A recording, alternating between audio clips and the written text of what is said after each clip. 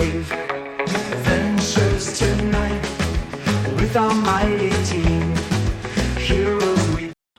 Tabletop role-playing game news for Friday. What's new on the shelves of our friendly local game store? Yay! This should have gone up yesterday, but the power went out at Site B. Again! I don't know why. It just did. They're road work or something. So the following items should be hopefully on the shelves of your friendly local game store. But don't take my word for it, please. Call ahead and make sure they have it in stock. And if they don't have it in stock, if they can special order it for you. Starting off from Chaosium, we've got some stuff for RuneQuest. Yay, RuneQuest. Who remembers RuneQuest? We've got Lands of RuneQuest Dragon Pass normal version and Lands of RuneQuest Dragon Pass Super Special Deluxe Faux Leather version. The normal version is $50. The Super Deluxe Special Faux Leather is $100. Do you get anything in the Super Deluxe Special Faux Leather one that you don't get in the normal one?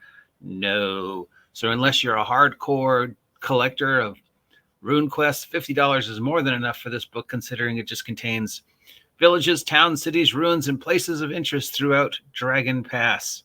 It allows you to explore and expand your homeland.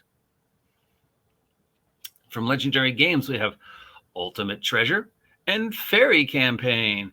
Ultimate Treasure is $60. Fairy Campaign is $50. Ultimate Treasure Ace is an encyclopedic guide to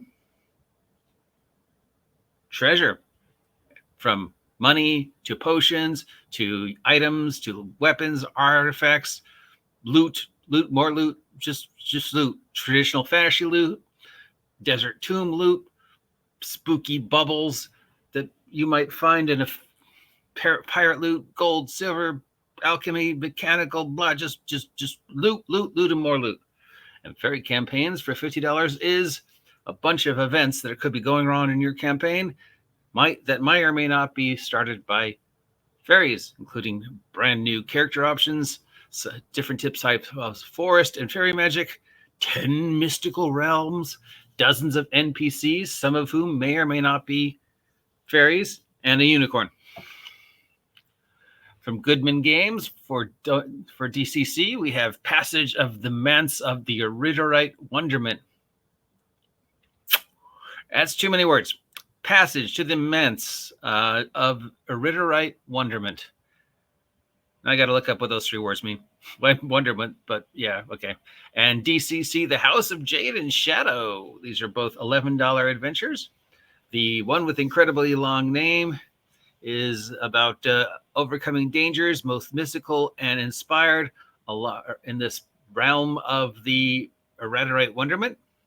And the whole House of Jade and Shadow is a vaguely Asian adventure about a mysterious house where there's jewels and the player characters are asked to return things, and there's a robbery and there's ninjas. Why not? From Why Not Games, I don't know, why not? We've got Blood Red Mars for 5th edition. We've got Author's Guide to Martian Life for 5th edition. And we've got Author's Guide to Martian Life for Rocket Age RPG. This is for Dungeons & Dragons 5th edition and Rocket Age 5th edition, from what I believe uses 5th edition. So what's the difference? But okay, it's about Mars. Blood Red Mars is $40, and the Guide to Martian Life is $25. It is bringing the mysterious Edgar Rice Burroughs, John Carter of Mars type of, Jules Verne, H.G. Wells Mars to 5e. So expect a lot of steampunk, diesel punk, astropunk kind of stuff. Mars Needs Women, Attack of the Martians, Mars and Earth going to life. You're going to explore Mars. There might be Deja Thoris type of women just walking around with no tops on. I don't know, but it's Mars. From Macmillan Publishing, we have the Game Master's Decks of Boons and Banes. This is the one Jeannie D was talking about the other day. It's a $20 deck of cards that comes with boons and banes that you can put on characters or stuff like that. Boons are, of course, good things that happen to your characters that they can use until they spend the card. And banes are bad things that happens to the characters that they're forced to stuck with until they do something that gets rid of the bane. And this is a helpful little tool. I love the cards. $20 seems reasonable for 2 decks of cards with tons of adventures. This got a little pooped on from some people because it was Jeannie D. So anything that Jeannie D is associated with, there's a huge chunk of the OSR who absolutely hates her. Obviously, I'm not the biggest fan of Jeannie D, but on the other hand, I don't think she deserves some of the vile, vulgar threats and disgusting things people say about her. So, you know what? I think God love her for being able to market herself as well as she has for as long as she have. And that's it. I actually have no problem with this. I think there's a lot of possibility in this, and I love the cards. I love anything tangible that you can hand them that they have to be responsible for, with the ever-present threat that if you lose the card, you lose the whatever. Because, hey, that card cost me money. So if I give you this Bane and you lose it between this week and next, well, your character lost the thing. Some people might be like, well, that's unfair. Or how come I lost the thing just because I lost the card? And you'll be like, well, that card cost me out. So I don't have a problem with that. Is 5e the best system for Victorian rocket punk or diesel punk or whatever this is called for? That alternate future, where we did go to Mars in the late 60s at Route 66 neon future. I argue that there are certain systems that 5e is good for and certain systems 5e isn't good for. This is a modern day, steampunky campaign. I don't know if 5e is the best engine to embrace diesel punk, neon punk. And I'm not sure the difference between Rocket Age 5e and normal 5e is, but okay, whatever. These just because it's DCC, and DCC is my favorite retro clone. These feel kind of unnecessary. These are, all things you could just find online for free. RuneQuest. It's nice to see RuneQuest getting some love, but this is a little too pricey for such an obscure campaign setting.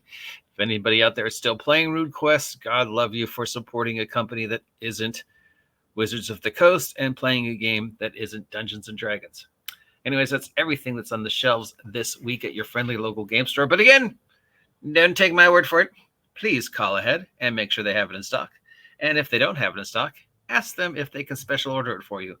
Once again, here's my weekly soapbox where I ask you to please, please, please, please, please, if you are lucky enough to have a friendly local game store where you live and it is supporting role-playing in any way, shape, or form, do whatever you can to keep that store open. Even if you only go in once a month and buy one figure or one pack of Magic the Gathering cards or one dice or one snack, every dime you spend keeps that friendly local game store open a little bit longer. So please help our friendly local game store stay open in this day and age. All right, that's the day late tabletop role-playing game news for all the stuff that's on the shelves this week. Sorry for the delay. Power outage. I mean, whatever. What can I say? Talking to you soon. Stay safe out there. News from the table in the rolling waves. Dice in our hand.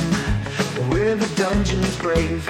Adventures tonight with our mighty team.